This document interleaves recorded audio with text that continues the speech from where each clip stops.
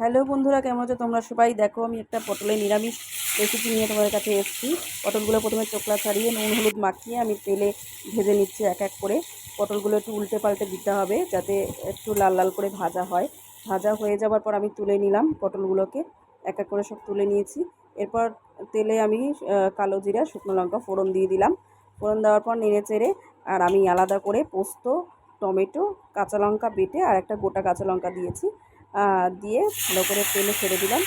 তারপরে এটাকে ভালো করে তেলে নাড়াচাড়া করে মাখিয়ে নিতে হবে যাতে ভালো করে মশলাটা কষে যায়। তারপরে এর মধ্যে এক এক করে নুন, হলুদ আর শুকনো লঙ্কার গুঁড়ো পরিমাণ মতো যে যেমন খায় সেরকম। এটা একটু রেসিপিটা একটু মাখা মাখা হয়, গরম ভাতে খেতে খুব ভালো লাগে। তোমরা একদিন করে দেখো। আর এবার মশলাটা ভালো করে কষিয়ে যতক্ষণ না তেল ছাড়ছে, তেল ছেড়ে দিলে মশলাটা কষে যায়, বোঝা যায় যে কষে গেছে। এবার